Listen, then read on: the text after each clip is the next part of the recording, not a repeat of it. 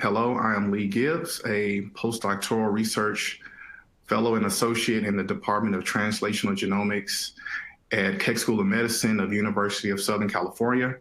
I would like to thank LabRoots for inviting me to speak at this Precision Medicine 2019 webinar.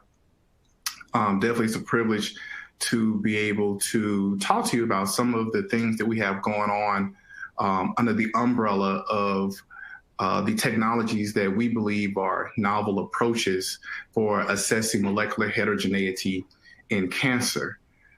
This is something that heterogeneity is something that definitely is trivial and challenging when you think about targeted therapies, as well as why some patients respond and some patients do not respond to some therapy. Some patients have a response and then all of a sudden the cancer comes back. And then there's some patients that just blow right through the treatment. And you have to go with switching from one therapy to the next, to the next, to the next, using bulk sequencing. We believe that some of the things that are coming out in the technology field, in the genomics arena, will really help us resolve some of those challenges and propel us into the future of how to really have precision medicine and personalized therapy for each patient. So thinking about tumor heterogeneity, there's various kinds. For example, there's heterogeneity from one patient to the next. There's heterogeneity within one tumor. You can have multiple different clones in one tumor. There's cellular heterogeneity. When you think about that, you're thinking about the tumor microenvironment of the milieu of different populations of cells that vary from one tumor that's located in the body, maybe in the breast versus the prostate versus the lungs, as well as genomic heterogeneity, as also you have epigenetic heterogeneity. So definitely there's different levels to this, and you know, there's different technologies that will allow you to assess this in different methods.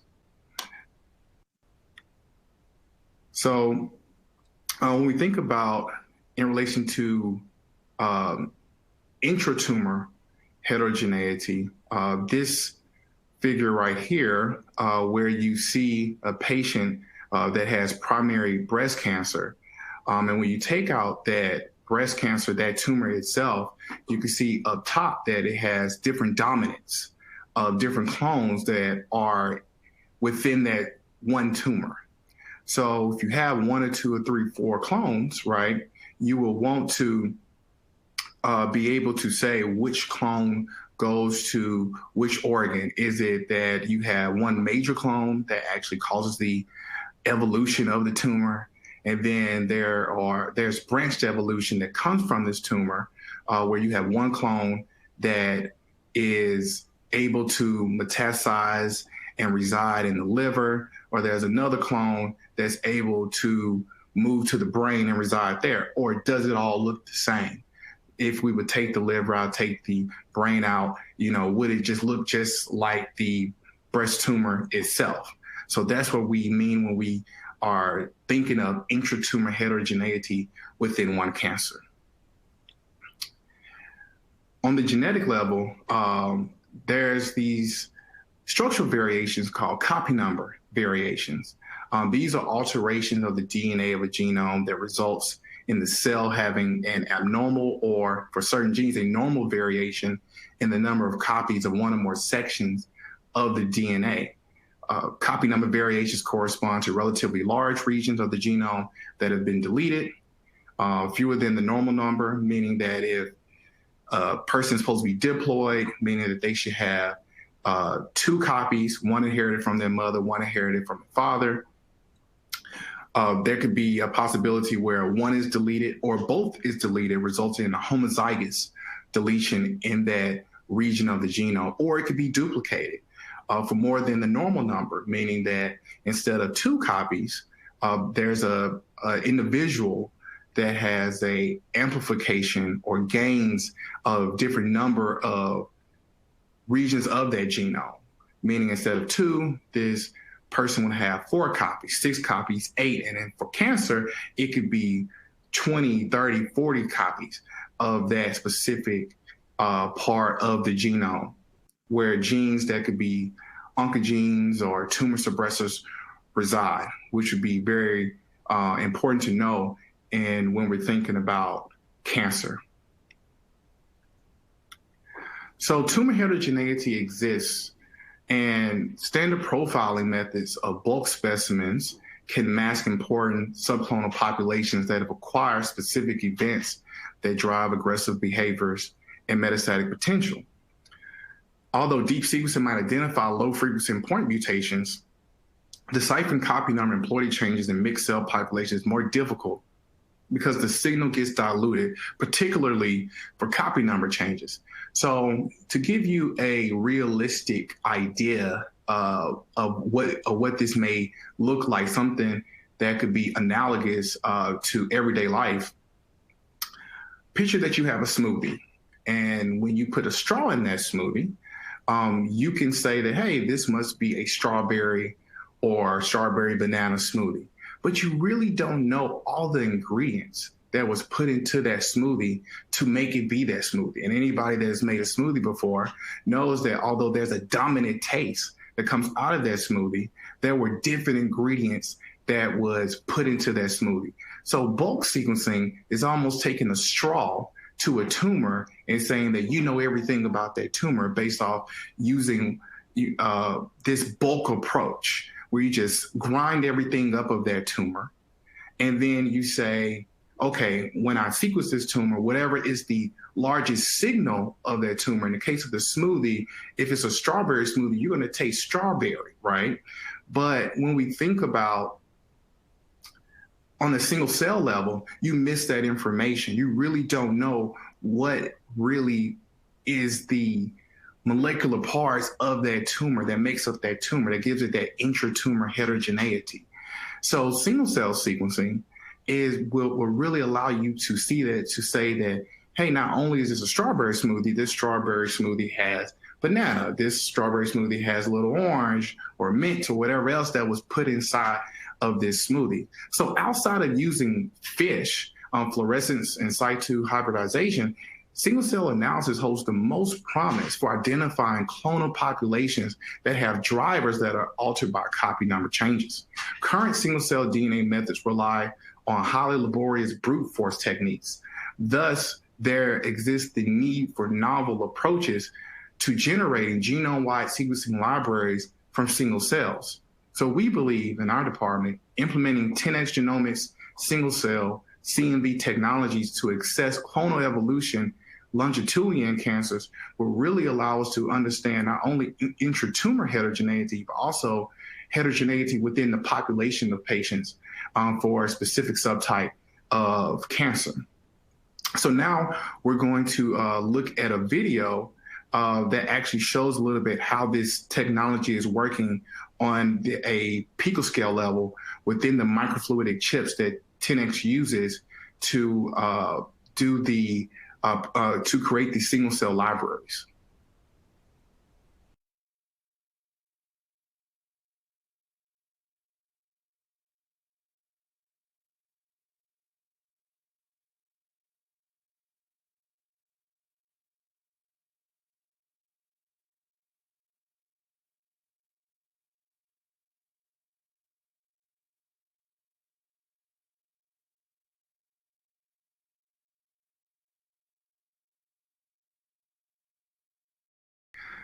Single cell copy number technology really is automated by the 10x Genomics workflow. So single cells, as you see in step 1, are encapsulated in droplets using oil emulsion. Then cell lysis occurs in beads to release the actual genome. And cell beads are mixed with gel beads, each containing a unique barcode, a unique 10x barcode. Then you will have this cell bead gel bead emulsion, or the CBGB as 10x refers to it. It's performed to create beads that contain a single genome and a single barcode library primers. Single cell libraries are created by where each cell's library fragments and are marked with a unique barcode. Then you take those libraries and you will sequence them on an Illumina platform short read sequencing system. And then the single cell data that comes off will provide true Ploidy using 10x algorithm to actually call copy number variation.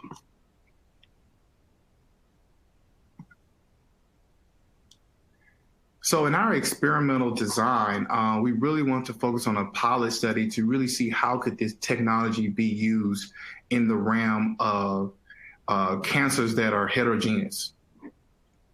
So we wanted to think about using these 3 cell lines, which were actually derived by Fred Miller from one particular mouse strain, the BOB-C mouse strain, that actually creates tumors on its own already as it ages. And Fred Miller actually took this tumor out and actually put them under different pressures to derive the cell line 67NR, which is non-metastatic, 168 foreign, which is weakly metastatic, and 4T1, which is highly metastatic.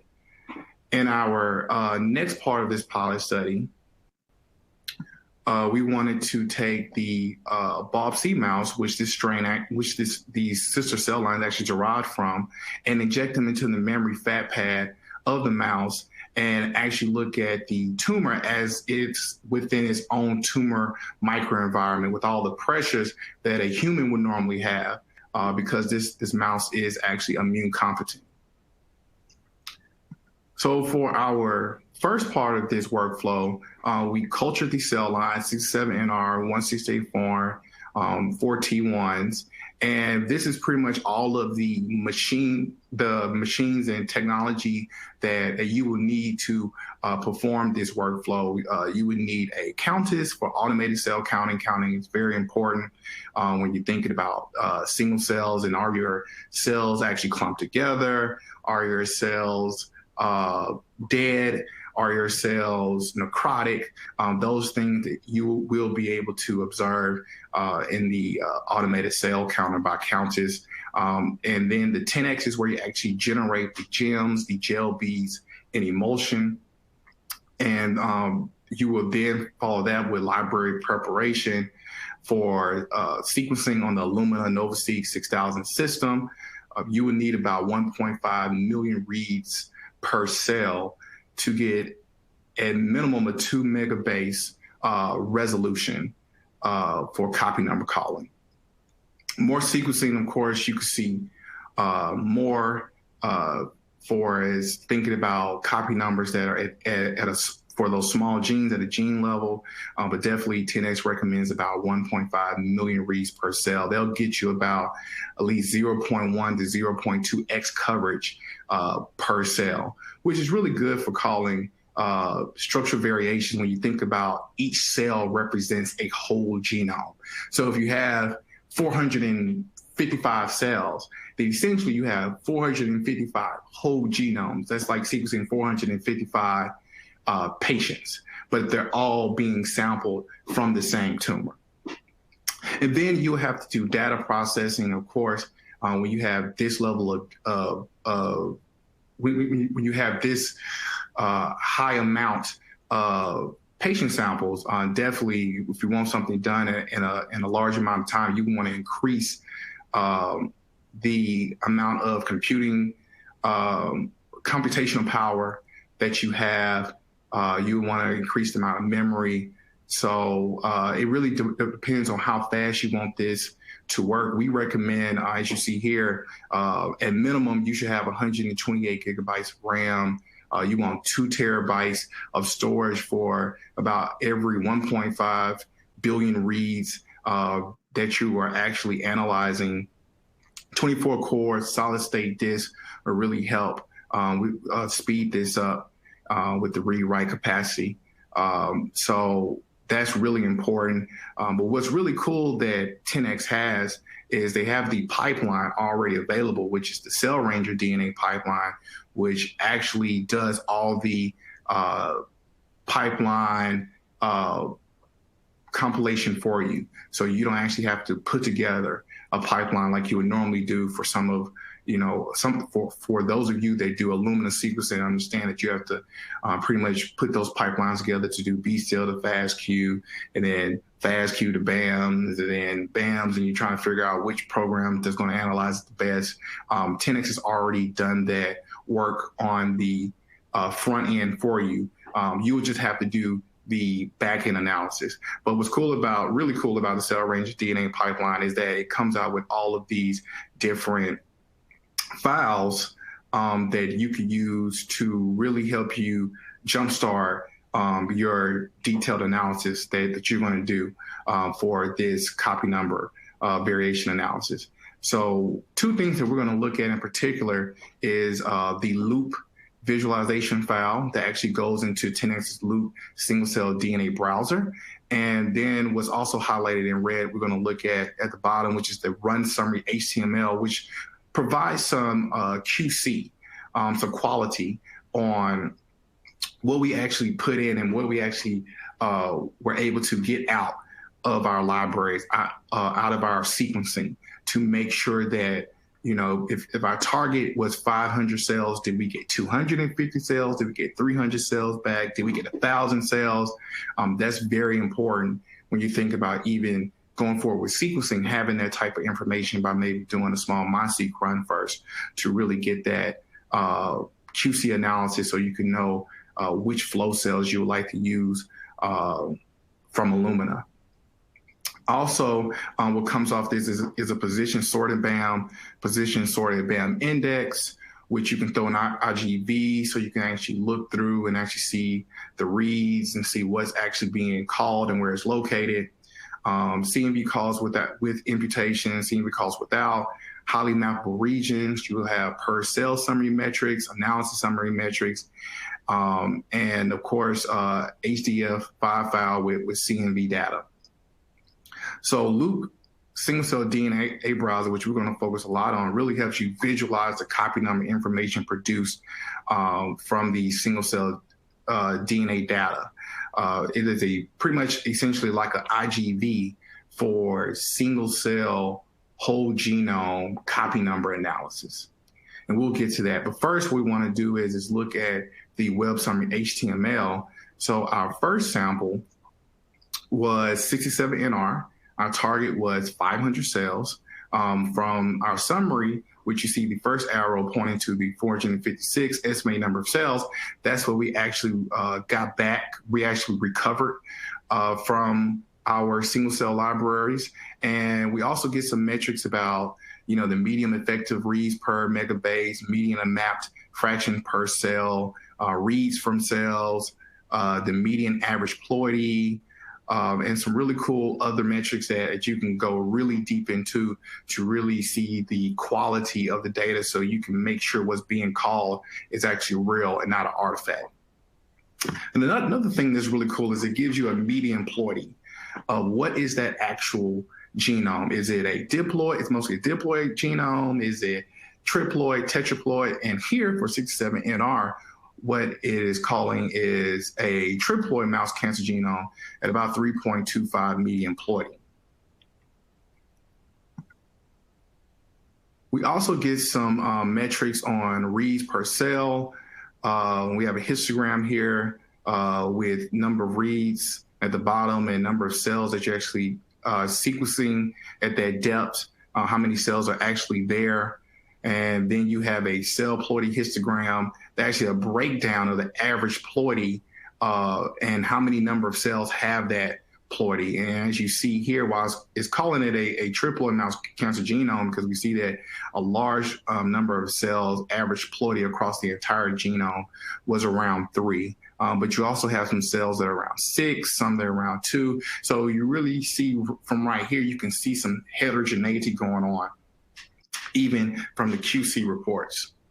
And also you get, for those of you that are familiar with Illumina sequencing, those fraction of Q30 read 1 bases, Q30 read 2 bases, total reads, just almost like for those that have done any informatics with Illumina data, this is pretty much analogous to the multi-QC reports that people pull out and use to make sure that the sequencing was done right and we actually reached our target number of cells, our target number of reads.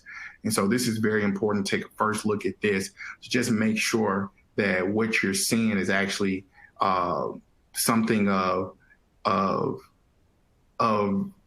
validation already from the QC report saying that this is worth looking at. So this is an actual loop visualization file of the cell line 67NR. And I'm going to walk through a little bit of what you're actually looking at. So this is a heat map of Ploidy across the entire genome for each individual cell. Without looking at the things that I'm pointing at with the arrows, we just want to look at where we see, starting from the left to the right, with the number 1 up top all the way to number 19, X and Y. What you have here is from left to right, you have the whole genome being represented from left to right, from looking at chromosome 1, chromosome 2, 3, 4, all the way to chromosome 19, which mice have 19 autosomes and a pair of sex chromosomes. And then looking from the top to the bottom, when you look at the actual heat map, each row represents an individual cell. So when you look down, going from top to the bottom, this actually represents 456 single cells. So here you have single cell copy number profiles for 456 whole genomes. Looking at the left where it says heat map, and you see where it says copy number, and there's 0 to 16 plus, with 0 representing this darkish blue, all the way to 16 where it's representing black. You have the color blue represents 0, meaning that it's a homozygous deletion, or in this area, there is a loss of 2 copies. 1, this light blue, represents a genomic region that has 1 copy of that gene, meaning that 1 may have been deleted. And then you have this gray area, which represents 2, which means that this is an area where it's diploid or normal. And then with 3, which we talked about earlier, this is a triploid cancer genome. So as you see, it's mostly this color, which is like a oranges, peaches type color, peach type of color. That means that you have gained a copy. And then as you go higher from 4 to 16, it means that you have gained more copies of that chromosome region. And these will be gains from about 3 to 8 copies, and then 8 or greater, we will call highly amplified regions. So looking across and just thinking about this first arrow, we really do see some heterogeneity when you look at the 3 regions that I'm pointing at. And you can really identify this by just looking at the X chromosome, where you have, for this first arrow up top, you have this peach colored area where it means that you have a gain of chromosome X for these cluster of cells. And then when we're pointing here, looks like you have this loss for the second arrow location of the P arm of chromosome X, and the rest is diploid. And then it looks like, for where I'm pointing with this third arrow, that you have a large amount of cells that have a loss of 1 copy of X. And the places where I'm circling are these areas where everything looks the same based off this second arrow.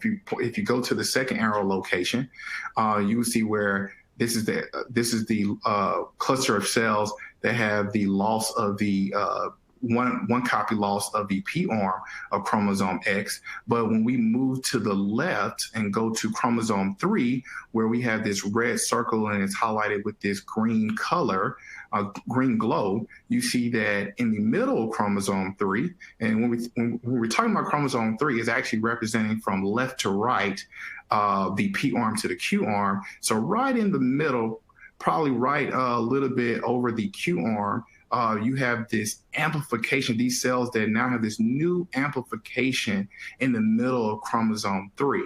And then as we move to the right, we see different gains in this square box, this rectangular box with this red box and green glow. You see that you have these new gains on chromosome 12 in some of these cells, but not in others. So this is just one representation of heterogeneity. Anybody that has grown cell lines know that if 3 different groups, 3 different labs, or 3 different people in the lab grow 3 different batches of cell lines, and we did the single cell copy number experiment, there would be some heterogeneity just because of the pressure of growing in a 2D culture on top of each other. There are different things that arise. So it was really cool to see this in a cell line that it actually has heterogeneity, and it would even be cooler if you did another 6-7 NR from a lab across the world, because I'm pretty sure that there would be some different gains and losses of different clusters of cells in those as well. And what's really cool about this, and something I didn't point out in the beginning of talking about this, is this bottom area where you see this trace going from chromosome 1 to chromosome Y. It almost looks like a EKG at the bottom. And this green line represents diploid. And then you have, the average CNV calls along that chromosome. So this is what we're calling a pseudo bulk trace. This is what it would look like if we did bulk sequencing. If we did bulk sequencing, we would do a CGH array. We would get something back that will look very similar to these traces. But what we don't have, what this doesn't represent, is when you do bulk sequencing, what would it look like for a small cluster of cells that maybe it doesn't look like this? So you really drown out the signal when you average out these cells of some very important clusters here. And even when you think about chromosome X, it's saying from this pseudo bulk trace that it's mostly diploid. As you see, that black line covers that green line. Because on average, when you have an area that's 2, an area of group of cells that have an average of 3, and a group of cells that have an average of 1, then that would probably average out to be around 2. But we know from looking at the single cell traces, when we look at where these arrows are pointing, there's definitely heterogeneity that is being masked by taking the average of these cells for that given genomic region. So it's very interesting. So I probably won't go too further with explaining the detail of the heat map. I'm just going to probably scroll through, I think, and show some pictures of what these other cell lines look like. But I wanted to give a really good description of what we're looking at here, so everyone in the audience could have a chance to really follow along as I go through looking at these other pilot cases. So for cell lines 168 foreign, the estimated number of cells that we got back was 313. And the median ploidy was around 2.5. So we could say it was a little bit, it probably was mostly diploid. You could suggest from this, but there's probably some regions of different parts of the genome that may be amplified. And we can kind of see that when we look at this cell ploidy histogram, and you can look across and see that there's different cells with different average ploidies. So looking at the weekly metastatic variant 168 foreign, you can see here why it's being called mostly diploid. As you see, there are a lot of different chromosomes here. For example, chromosome 4, chromosome 5, 8, 9, 10, where it's mostly diploid. across the genome. But we do see some heterogeneity here when we look at 168 and I tried to point that out with these arrows here. So you see that, you know, on the X chromosome, just looking there, you can see that there's this group of these cluster of cells here where you have a loss of this P going into almost this Q arm of chromosome X, and then you have this next cluster of cells where I'm pointing the second arrow, where you see that they have lost another region of the of X, which represents the entire X chromosome, has lost a copy for these cells. And also you see where I'm circling with this red green glow circle, that you have these other cells on chromosome 14 that have lost another portion going closer to the P arm of chromosome 14. Whereas these cells, as you look at the P arm of chromosome 14, most of the cells have a gain of chromosome 14. But here you have some cells that are diploid for the P arm of chromosome 14, and now they have lost another region of chromosome 14. So that's very interesting, and another way to think about looking at clonality.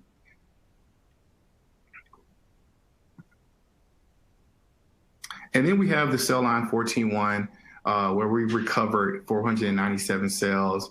And the 14-1 cell line itself is known to be riddled with amplifications across the entire genome. And here we're calling a tetraploid mouse cancer genome, which is not a surprise.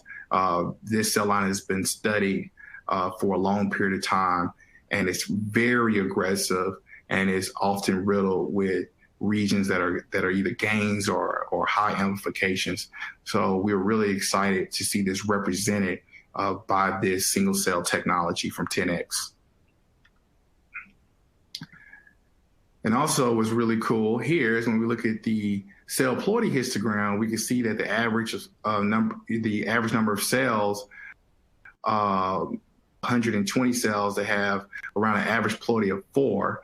And that's really cool to see that there are cells that do not have those average Ploidies of 4. So I'm always excited when I look at these run summary HTMLs, because I just can't wait to open up this in the Loop browser to actually see what do these cells actually look like. Here I'm getting averages, but with the Loop visualization file, I'm actually to go in depth on a single cell level and look across the whole genome and really put this in reality and real in a real tangible aspect, which is something that, you know, for someone that has done a lot of bulk sequencing, that's something that you could never do with bulk sequencing.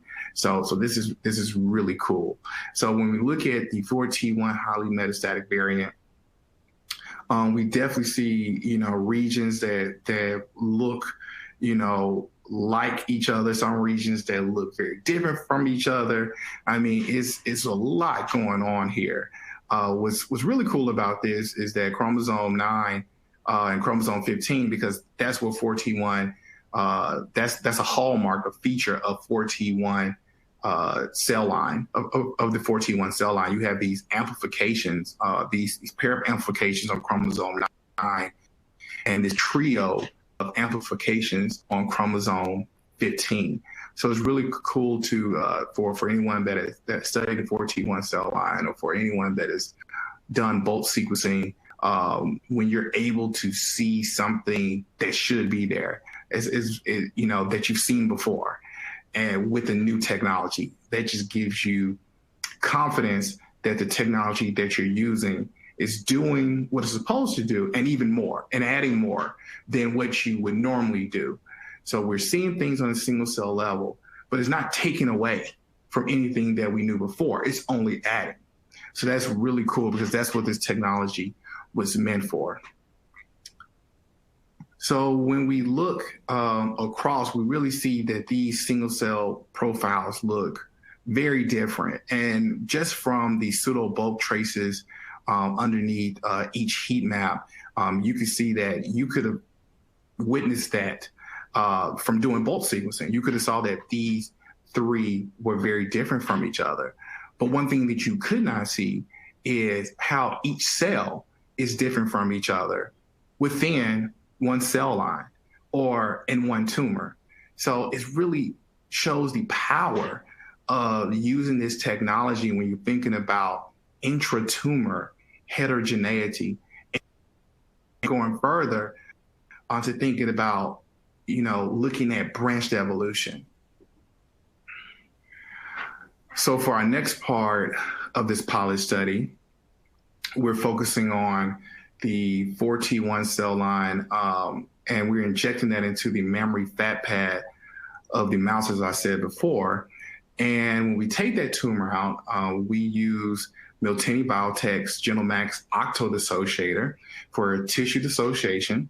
And then we follow the same protocols as before, which is automated cell counting, gem generation, single cell sequencing on the Illumina Nova 6000, data processing using the Cell Ranger DNA pipeline and loop visualization.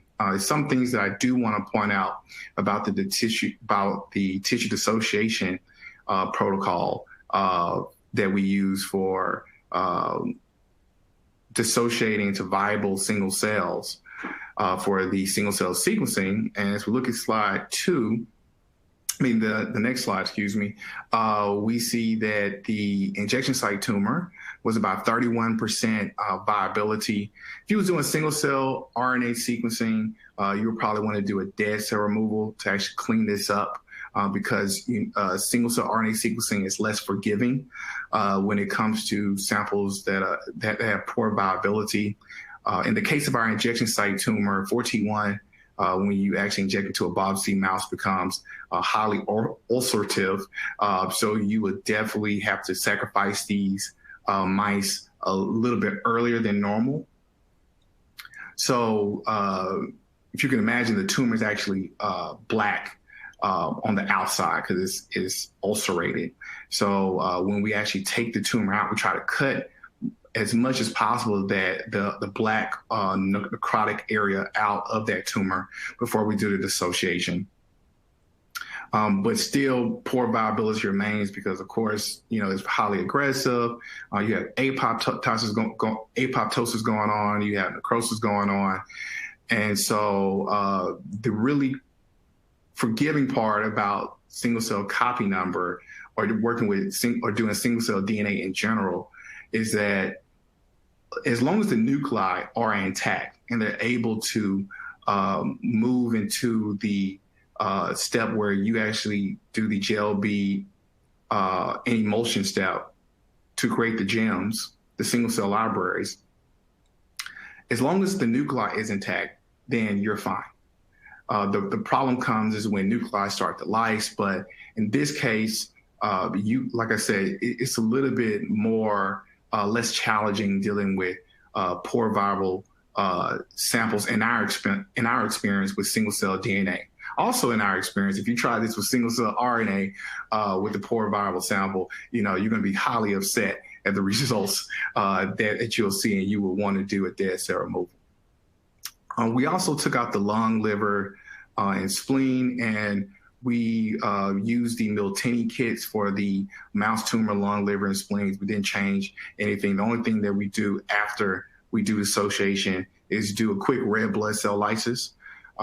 We do that because you don't want to spend, your dollars on sequencing red blood cells if you're looking at a solid tumor.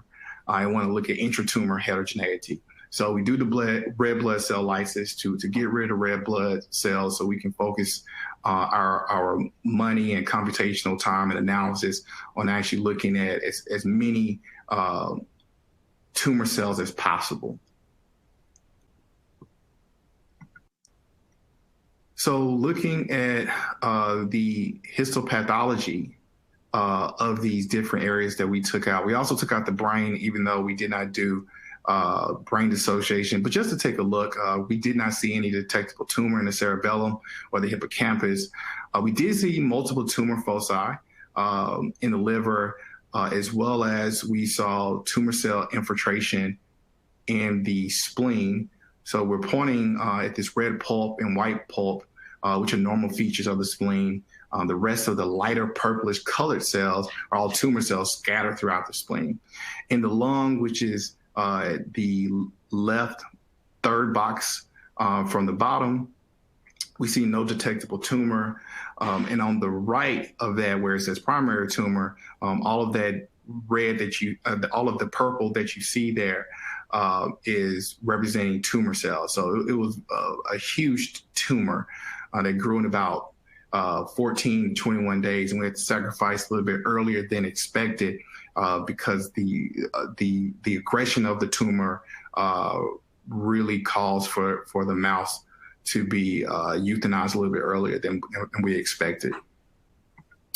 So looking at the injection site tumor, our target was 500. We recovered 246 cells, not bad.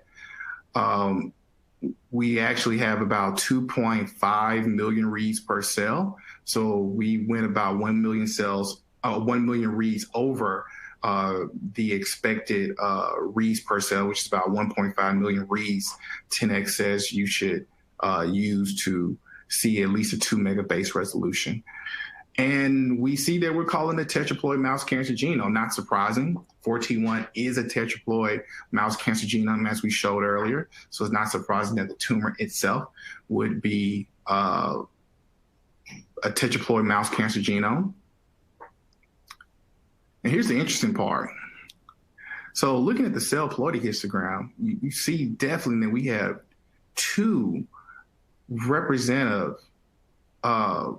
populations of cells here. When we look around average Ploidy of 2, we see we have about 70 odd cells that are average Ploidy of 2. And I'll talk about why that is in this next slide. And for the average Ploidy of 4, as we expect from the average Ploidy of this tumor being a tetraploid mouse cancer genome, average Ploidy of 4, you would expect that you have a population of cells that have average Ploidy of 4. Makes sense. So let's investigate further to see what these diploid cells are and why they're there. So looking at the heat map of this, we definitely see some things that look like before this entire kind of peach orangish area across for the cells at the top. And then we see the cells at the bottom, which are mostly gray. Why would we have diploid cells there? Well, when you take out a tumor, whether it's from a patient or whether it's from a mouse, the milieu of cells there are going to represent a lot of normal cells to begin with. That is a feature of solid tumors, that you would have some normal cells as well as that you're going to have some tumor cells. So it's really cool to see these things actually separate from each other in this single cell analysis, which this is something that, for a lot of us to do bulk sequencing, if you have too much normal, it will dilute the tumor signal and you really can't see maybe a mutation of interest that you want to see because you have so much normal there. Maybe you can't see a structural variation in a certain genomic region because you have so much normal there that it dilutes out the signal. But in the single cell, in the single cell arena, is really interesting how that's not really a significant problem. The only significant problem that you probably would have is a financial one. If you spent so much money, sequencing 10% of tumor cells that's in the population. So you spent the money to sequence 1,000 tumor cells, but 900 of them were normal cells. That would probably be very frustrating. But for those of us that have that work with tumor subtypes with a small amount of tumor content that we normally get, whether it's 5% tumor, 10%, 20% tumor, laser capture micro dissection is really not a factor here, where you have to really go in and say, okay, I want to make sure I sequence a lot of tumor, and also I want to sequence 3 different locations of the tumor. And now I have to go in and laser capture, dissect out this small portion of tumor cells for a large number of sides and pull those all together to actually get to a concentration that can actually be sequenced. Here, you don't have to worry about that at all. You don't have to do microdissection.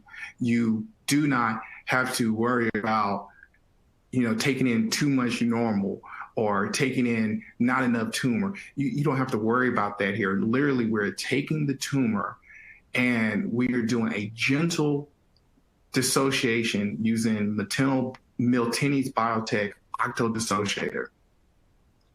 Once we get single cells, we are just putting them through the library prep, sequencing them, and see where everything falls in line through hierarchical clustering. Really awesome here. And so, not to belabor the point, looking at the tumor injection site, now we're able to really see true clonality in this pilot study. You're able to see a different number of different clones. I mean, you could really just peel back this data like an onion and keep seeing layers and layers and layers and layers of different things that will make you have an aha moment. But here we want to point out 2 significant things. One is that you look at chromosome 9 and chromosome 15, you have this hallmark that is still there, which is this pair of amplification on chromosome 9, and this trio of amplification, chromosome 15, that is throughout every tumor cell that you see there. But we also see 3 clones that break out that was definitely not there before, or at least that we could see in our sampling of the 500 cells from the 4T1 cell line that we injected into this tumor site. So it looks like, if you look at first starting with the rectangular box, you see that most of the cells look like that. They look like they have those pair of amplification of chromosome 9, those trio amplification chromosome 15. Some of them may have gains in certain areas, but nothing really dramatic. And when we say dramatic, we're talking these highly amplified regions. But looking at the first arrow up top, pointing at the P region on chromosome 2, we see that there are cells that have those same hallmarks, but now they have evolved to have this amplification on the P arm of chromosome 2. And then looking at the bottom where the circle is with the red circle with the green glow, we see that there's this region with this segmental amplification on chromosome 3 that wasn't there before and that you do not see throughout the cells, but they don't have that highly amplified region on chromosome 2. So we're really looking at, it looks like this, 3 different clones. This is really clonality. Now, there'll be more studies that you have to do and more analysis that you have to do to actually say which one evolved first, but you can definitely see that there's some type of evolution going on within this one tumor. And then of course you have the other clone, which would be, mostly the diploid cells at the bottom. So just zooming into some of these areas, as we would with anything that we sequence in the tumor world, we want to look at oncogenes and tumor suppressors. And when we talk about amplifications, we're mostly thinking about oncogenes, and when we're thinking about tumor suppressors, we're mostly thinking about regions that are deleted. Since we don't really have that many deletions or deleted regions of the genome here, we really focus on amplifications in the context of looking at the 4T1 tumor injection site.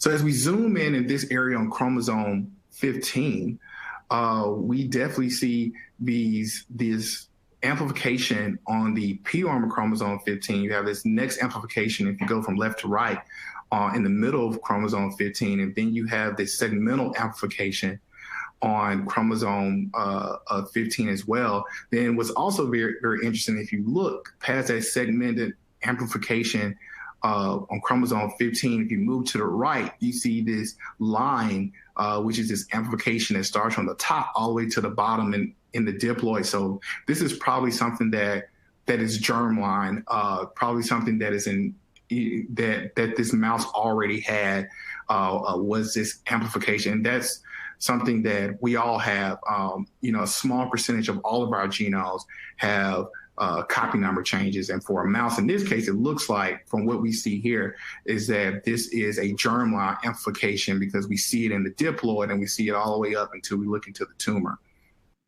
And just peeling back that layer a little bit more, when we look at the area where the arrow is, we see that that location, underneath that location, underneath the umbrella of that amplification, we see the gene MYC. For those of you that are unfamiliar with the oncogene MYC, MYC regulates a complex biological program by transcriptionally activating and repressing its numerous target genes. Gene amplification of MYC is the most commonly observed marker of MYC deregulation in cancer. MYC as an oncogene is mostly acknowledged in human breast cancers, when you have patients that have this amplification of chromosome 8. So it's very important and interesting how we saw this, something that we see normally in human breast cancer translates to mouse breast cancers, and we're able to see it, sequencing this at a single cell level. And you can even see there's different cells here that have different levels of amplification of MYC. So that's really cool. Looking at this other location, looking underneath this amplification of chromosome 15, what's interesting is that we also see amplification of SCIP2, and you can see different levels of amplification of SCIP2, and then you can also notice that you do not see it in the diploid area. But SCIP2 is important because it promotes ubiquitination and destruction of CDH1 in a CK1 dependent manner, thereby regulating cell migration. And that's interesting because this is a highly metastatic cell line, and then you have SCIP2 that's being amplified and highly amplified in a lot of these cells. And looking further at chromosome 2 and those cells up top, if you look at those, that thick layer of red, of this deep red across chromosome 2, that's where we were looking earlier, if I could point back to this slide, where the arrow is up top to those cells that have this P-arm amplification chromosome.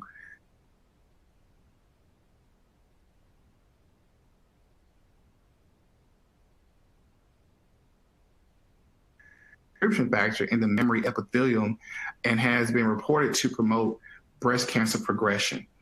So this was definitely an interesting pilot study. One, it's very interesting because we're really just trying to get the technology to work in-house. That was the purpose of the pilot study, but it turned to be something very interesting to look at. How do we deal with our studies that we're looking at patients and thinking about human breast cancers and thinking about response to treatment, those patients that did respond and those patients that did not respond. What are we going to do with the data that comes out? How are we going to analyze this? How are we going to make sense of this and tell a story?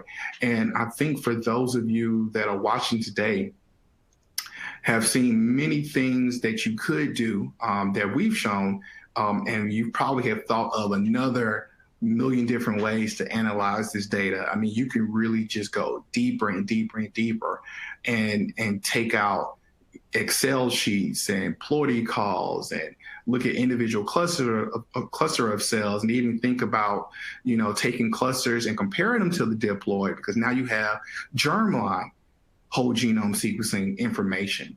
And then you can start thinking about, does this cluster has this mutation versus this cluster did not have this mutation? Think about branched evolution and where things what is the first clone that actually started this tumor progression, and what are the clones that branched out as that tumor began to go under clonal evolution. So tumor heterogeneity exists, as we know and expect. Tumor heterogeneity can have significant impact on identifying drivers, including those that might be therapeutically relevant. As we've seen before while looking at those heat maps and going underneath some of those regions of amplification and seeing genes that are going to be affected because this is a part of the genome that's being highly amplified. And just so happen, your gene of interest, whether it's an oncogene or tumor suppression, is being affected, or for those of you that are studying novel therapies, where you think that every cell has its target because bulk sequencing told you that. But when we look at a single cell level, you realize that only 50% of these cells have this target. Only 60% or 70% of these cells have this target, which may lead to treatment resistance, or may be the reason why a patient did not respond well to a therapy, maybe a reason why a patient blew through the therapy, maybe a reason why a patient did not have the response that you thought they would have in the time that you thought they had, or maybe why a patient went through relapse, recurrence. These are the things that I believe single cell technology, where there's single cell copy number, single cell mutational analysis, single cell RNA sequencing, single cell ATAC-seq. These things will give you some type of, it will shed some light on what are the reasons this is happening in this patient, and what are we doing next?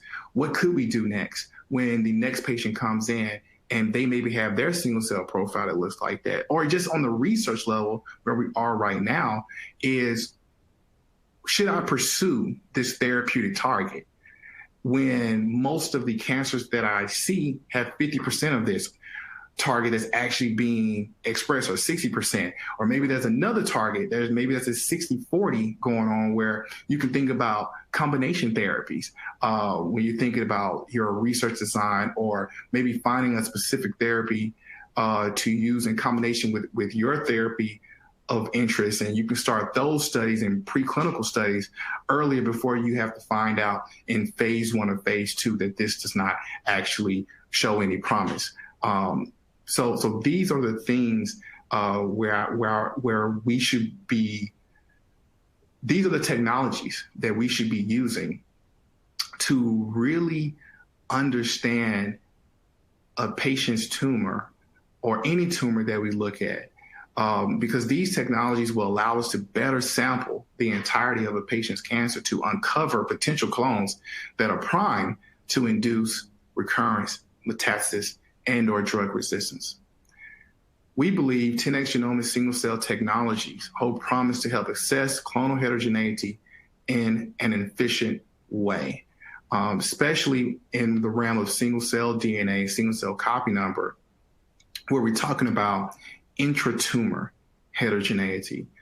We believe outside of FISH that this is the best way of doing that, and I hope today our data actually showed that this does hold promise, and hopefully in the near future we can combine some of these technologies with other novel technologies, as well as technologies that are tried and true, and really put together a true representation of a patient's tumor. So with that said, I'd like to thank our department, my department, the Department of Translational Genomics. My mentor is John Carpten, who was also the chair and co-founder of the Department of Translational Genomics. All of them played a huge role in helping us with this pilot study and critique, this analysis, as well as all of the new things that we have done using this technology. And they've contributed not only to the work of this project, but also to the think tank of what to do next and how to do it, and best ways to analyze this data going forward. So thank you for taking time out of your busy day. I know many of you are working in the lab, work in hospitals, and you could be doing many other things that are just as important, but thank you for taking time to spend this hour listening to one of the novel approaches of assessing molecular heterogeneity in cancer. If you have any questions, feel free to email me or follow the link to questions and answers, and I will be happy to reply back as soon as I see them. Thank you.